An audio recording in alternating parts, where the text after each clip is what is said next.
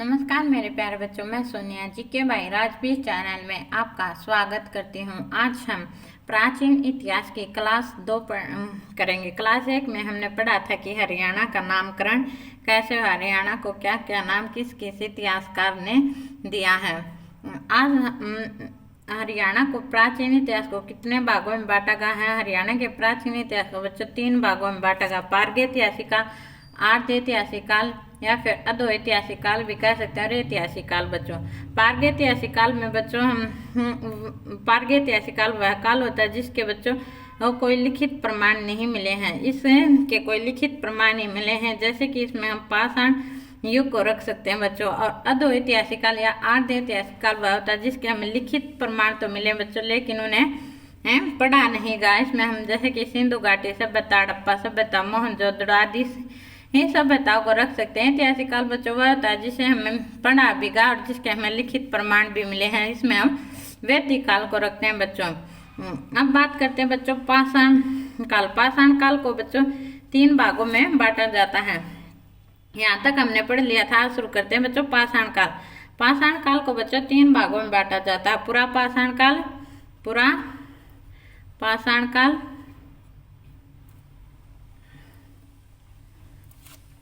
मध्य पाषाण काल, मध्य पाषाण काल बच्चों, और तीसरा है बच्चों निम्न नवपाषाण काल, नवपाषाण काल। अब बच्चों पुरा पाषाण काल को भी 3 भागों में बांटा गया। पुरा पाषाण काल को भी बच्चों 3 भागों में बांटा गया। पुरा पाषाण काल को बच्चों कितने भागों में बांटा गया? 3 भागों में। पहला है बच्चों निम्न पुरा पाषाण काल, निम्न पुरा पाषाण काल, निम्न पुरा पाषाण काल। दूसरा बच्चों मध्य पुरा पाषाण काल। तीसरा बच्चों उत्तर पुरा पाषाण काल। अब बात करते हैं बच्चों निम्न पुरा पाषाण काल। निम्न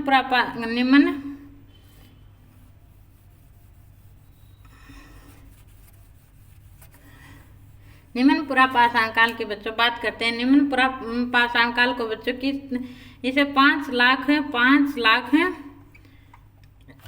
से 1,25,000 ईसा वर्ष पूर्व रखा जा सकता है। इसका काल कितना माना जाता है बच्चों? इसका काल माना जाता है निम्न पुरा पाषाण काल का 5 लाख से 1,25,000 वर्ष पूर्व का काल माना जाता है। इस काल में बच्चों हरियाणा में मानव उपकरण और औजार बनाने के मानव उपकरण और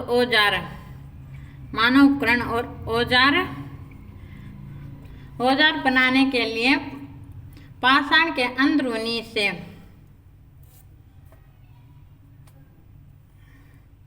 मानव उपकरण और औजार बनाने के लिए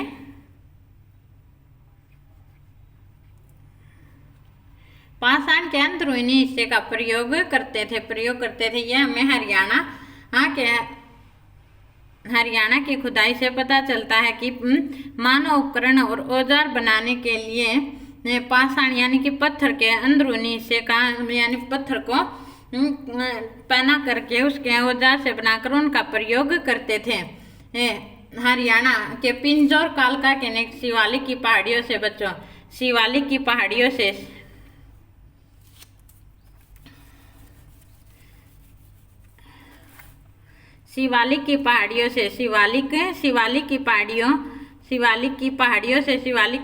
से बच्चों, और गुड़गांव और फरीदाबाद में जो अरावली की पहाड़ियां शिवालिक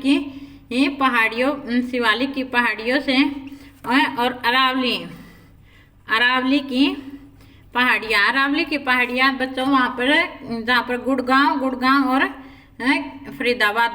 और फरीदाबाद में केवल गुड़गांव और फरीदाबाद में जो अरावली की पहाड़ियां, गुड़गांव और फरीदाबाद में शिवालिक की पहाड़ियां बच्चों पिंजौर और कालका में पिंजौर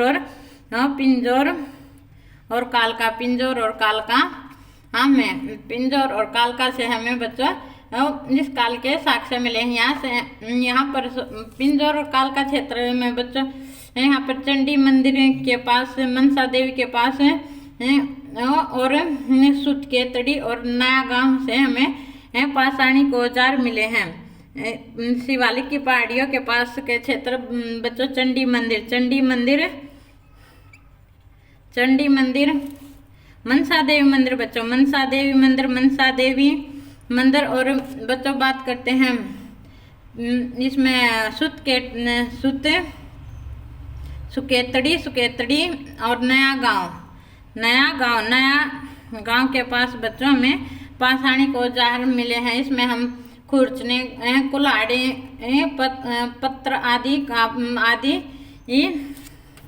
मिले हैं बच्चों। अब बात करते हैं बच्चों मध्यपुरा पाषाण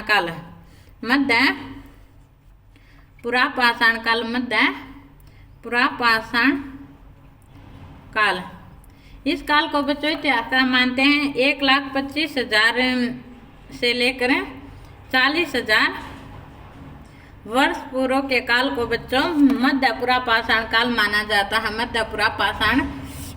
जाता है। इस काल में बच्चों छोटे औजारों का इस्तेमाल पाषाण निर्मित, इस काल में बच्चों पाषाण के मतलब छोटे और पैने औजारों का प्रयोग होने लगा था। छोटे और पैने औजारों का प्रयोग होने लगा था। इसमें हम खुरचनी और छेदक को रख सकते हैं बच्चों, खुरचनी और छेदक को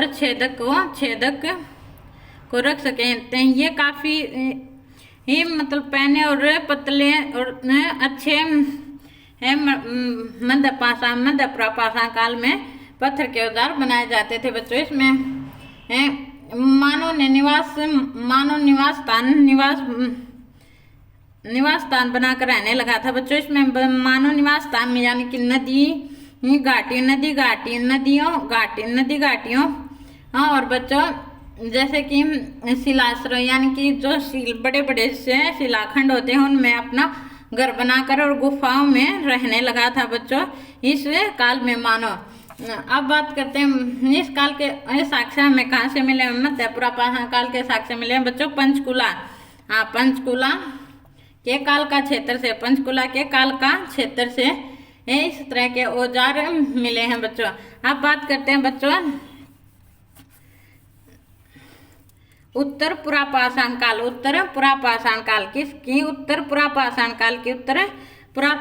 की बात करते हैं बच्चों। उत्तरपुरा पाषाण काल, इस काल को बच्चों 40,000 वर्ष से लेकर 10,000 वर्ष के बीच का काल है। पूर्व वर्ष के बीच का काल है वो उत्तरपुरा पाषाण काल माना जाता बच्चों। इस उत्तरपुरा पाषाण काल में बच्चों जो औजार थे वह मध्यपुरा पाषाण काल की तुलना में काफी अच्छे औजार थे और हल्के भी थे। यानी मध्य पाषाण काल की तुलना में उत्तरपुरा पाषाण काल के औजार बच्चों काफी हल्के और अच्छे थे, पैने भी थे और हल्के भी थे। इस काल के साक्ष्य हमें बच्चों पिंजौर के काल का तहसील से मिले हैं और इसमें धारदार और पैने, इस काल के औजार बच्चों धारदार और पैने होते थे, काफी धारदार और पैने होते थे। इस काल के औजारों के बच्चों फलक होता था। इस काल के औजार फलक नुमा होते थे। अब बात करते हैं बच्चों मध्य पाषाण काल की। किस काल की बच्चों? मध्य पाषाण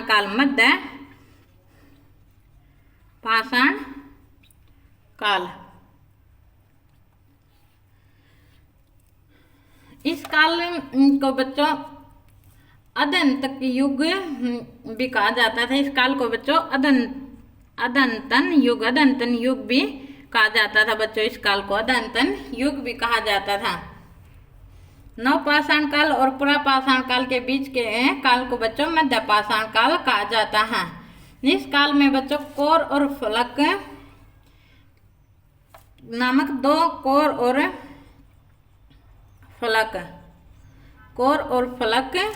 नामक दो प्रकार के औजारों का प्रयोग होने लगा था। कोर और फलक नामक दो प्रकार के औजारों का प्रयोग होने लगा था। इस काल के बच्चों दूध या भूरे रंग के क्वार्टजाइट नामक सख्त पत्थर के औजार मिले। इस काल के बच्चों हमें दूध या भूरे रंग के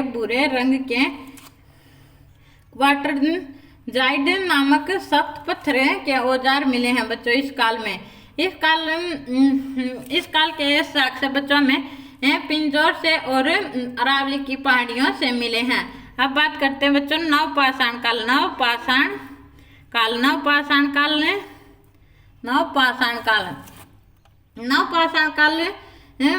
में बच्चों नवपाषाण काल में मनुष्य ने स्थायी निवास बनाकर रहना शुरू कर दिया था। नवपाषाण काल में बच्चों मनुष्य ने स्थायी निवास बनाकर रहना शुरू कर दिया था। स्थायी निवास वह नदियों के आसपास अपना निवास बनाने लगा था बच्चों, और उसने जानवरों को पालतू बनाना शुरू कर दिया था। सबसे पहले जिस पशु को पालतू बनाया था उन्होंने वह कुत्ता था। कुत्ते को सबसे पहले पालतू बनाया था। इस काल में बच्चों इस काल के हमें बेदक सुआ कुल्हाड़े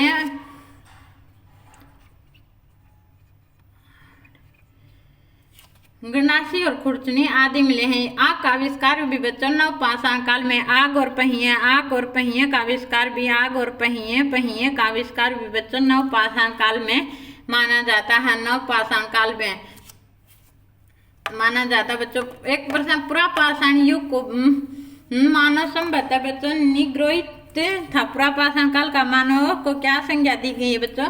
पुरापाषाण काल के मानव को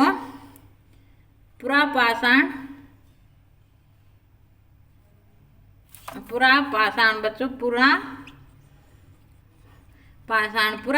काल के मानव को क्या नाम दिया बच्चों? निग्रोहित नाम दिया। पुरापाषाण काल के मानव को बच्चों निग्रोहित कहा जाता था। अब बात करते हैं बच्चों प्रागैतिहासिक या अधोऐतिहासिक काल।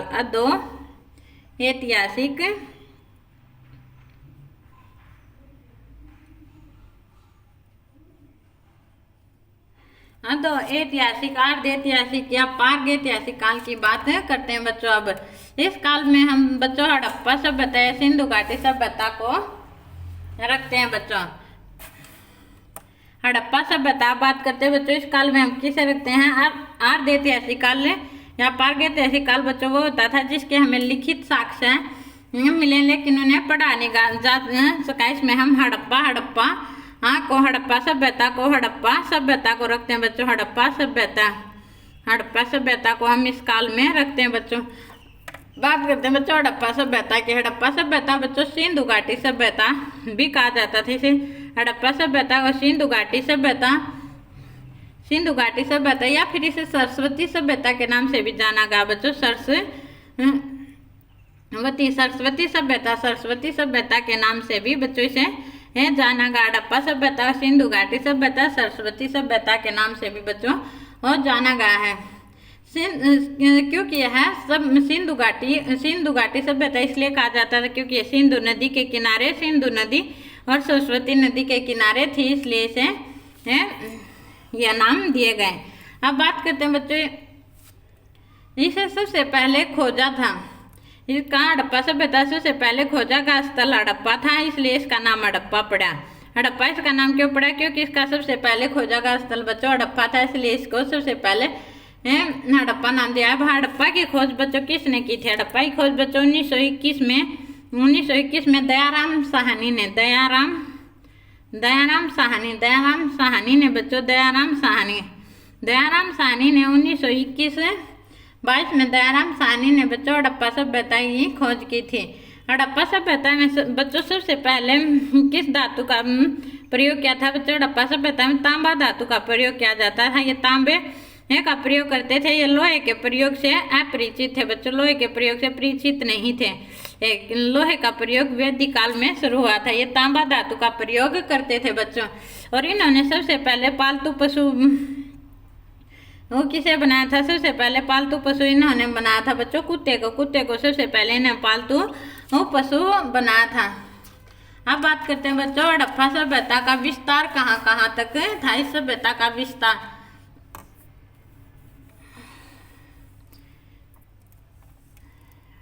इस सभ्यता बच्चों विस्तार माना जाता पूर्व, पश्चिम, उत्तर और दक्षिण में।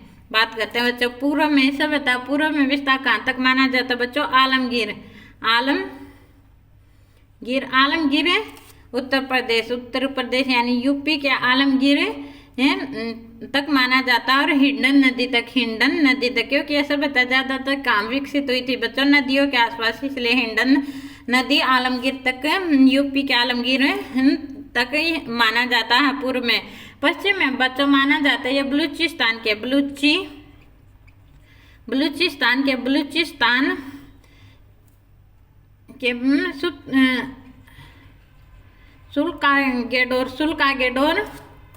सुल्कागेडोर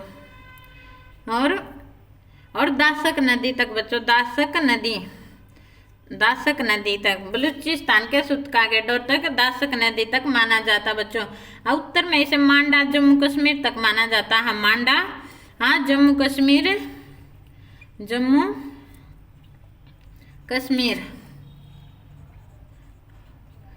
चीनाब नदी, और चीनाब नदी बच्चों, चीनाब नदी जम्मू कश्मीर में मांडा तक उत्तर में माना जाता, दक्षिण में माना जाता बच्चों दायमाबाद महाराष्ट्र, गोदावरी नदी महाराष्ट्र, गोदावरी नदी। नदियों का नाम बच्चों इसलिए आ रहा है क्योंकि ऐसा बता सबसे ज्यादा फली फूली थी नदियों के किनारे, इसलिए इसे नदियों तक माना जाता। पूर्व में ये हिंडन नदी तक मानी जाती है, यूपी के आलमगीरपुर तक, पश्चिम में बच्चों दासक नदी तक, बलूचिस्तान के सुल्कागेडोर तक, और उत्तर में बच्चों चीनाब नदी तक, मांडा जम्मू कश्मीर, दक्षिण में बच्चों गोदावरी नदी तक, दायमाबाद महाराष्ट्र के मानी जाती है। अब बात करते हैं बच्चों सर्वप्रथम कृषि के साक्ष्य कहाँ मिले? हड़प्पा सभ्यता के सर्वप्रथम कृषि के साक्ष्य मिले थे बच्चों मेहरगढ़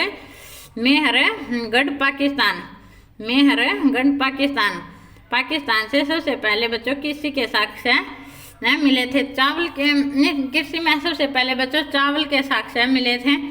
कहाँ से मिले थे? चावल के साक्ष्य मिले थे कोलड़ी हवा यूपी में। इसका समयकाल माना जाता बच्चों, इसका समयकाल हड़प्पा सभ्यता का समयकाल क्या माना जाता है? C14 के अनुसार या कार्बन डेटिंग के अनुसार माना जाता बच्चों 2350 ईसा पूर्व से 2350 से 1750 ईसा पूर्व या फिर BC तक इसका माना जाता है। बात करते हैं बच्चों हरियाणा में इसका विस्तार कहाँ तक और कितना था। हरियाणा में बच्चों राष्ट्रीय स्तर का संग्रहालय बन रहा। हरियाणा में इसका राष्ट्रीय स्तर का संग्रहालय कहाँ पर बन रहा बच्चों? राखीगढ़ी में। हरियाणा में इसका राष्ट्रीय स्तर का संग्रहालय राखीगढ़ी में बनाया जा रहा बच्चों। इसका क्षेत्रफल कितना? हड़प्पा सभ्यता का क्षेत्रफल कितना माना जाता बच्चों? लगभग 12,99,613 वर्ग किलोमीटर माना जाता है। इसका क्षेत्रफल माना जाता है। अब बात करते हैं बच्चों हरियाणा में हड़प्पा सभ्यता।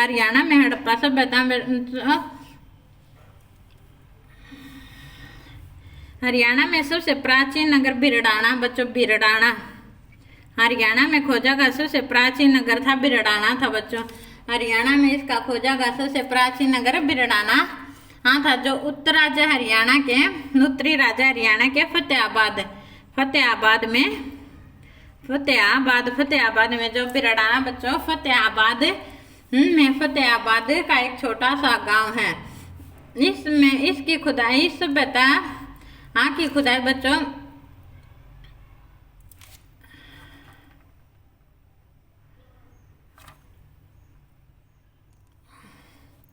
यह नगर बच्चों बिरडाना फतेहाबाद में है और यह सरस्वती नदी के किनारे माना जाता था। सरस्वती नदी के किनारे माना जाता है। इसकी खुदाई बच्चों 2003 और 4 में इसकी खुदाई की गई थी बच्चों। हरियाणा का नहीं बल्कि बच्चों सिंधु घाटी सभ्यता की बात करें सबसे प्राचीन नगर है वो बिरडाना को ही माना जाता है बच्चों। अब बात करते हैं बच्चों मोहनजोदड़ो।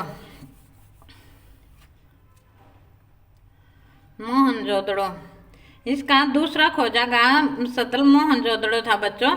मोहनजोदड़ो सिंधु घाटी सभ्यता का दूसरा बड़ा कह ले या फिर दूसरा खोजागा था मोहनजोदड़ो था। इसकी खोज 1922 में राखलदास बनर्जी ने बच्चों राखलदास बनर्जी ने की थी। राखलदास बनर्जी ने की थी बच्चों इसकी खोज। मोहनजोदड़ो सिंधु नदी के किनारे बच्चों। सिंधु नदी के किनारे है कहाँ पर? पाकिस्तान में सिंधु नदी के किनारे है। पाकिस्तान में सिंधु नदी के किनारे मोहनजोदड़ो को बच्चों मर्तकों का टीला भी कम अर्थ। मोहनजोदड़ो का अर्थ है मर्तकों का टीला या फिर इसे मर्तकों का टीला भी कहा जाता है। कई बार प्रश्न आ भी चुका बच्चों, मर्तकों का टीला किसे कहा जाता है? मोहनजोदड़ो को मर्तकों का टीला भी ही कहा जाता है बच्चों। अब बात करते हैं बच्चों हरियाणा में सिंधु घाटी सभ्यता के केंद्रों में सीसवाल की बात करते हैं बच्चों। सीसवाल सभ्यता की सभ्यता इसकी खोज बच्चों सीसवाल सभ्यता की खोज 1968 में किसने की थी? डॉक्टर सूरजबान ने। सीसवाल सभ्यता की खोज बच्चों 1968 में डॉक्टर सूरजबान ने की थी। डॉक्टर सूरजबान ने यह सीसवाल गांव बच्चों सीसवाल सभ्यता क्यों नाम पड़े? क्योंकि यह सीसवाल गांव में खोजी गई थी। सीसवाल गांव में खोजी गई थी और सीसवाल गांव बच्चों हिसार में है। सीसवाल गांव कहाँ पर बच्चों? हिसार में है। यहाँ पर बच्चों हमें तांबे के औजार मिले। यहाँ से हमें बच्चों तांबे के औजार मिले हैं।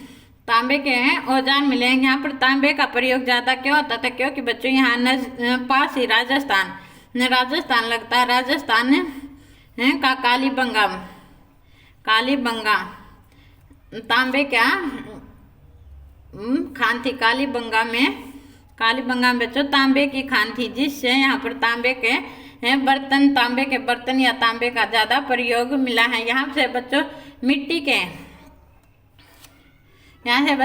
के बर्तन भी मिले। यहाँ पे मिट्टी के चित्रित बर्तन मिले हैं बच्चों। और चित्रित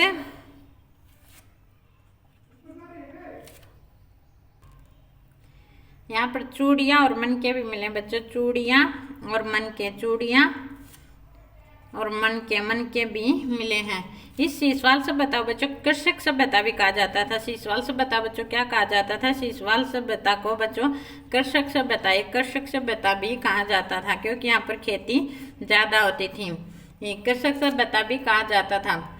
या इस सीसवाल सभ्यता जो जाति निवास करती थी उस जाति को बच्चों निग्रो ऑस्ट्रेलियन सीसवाल जाति कहा जाता था। Negro Australian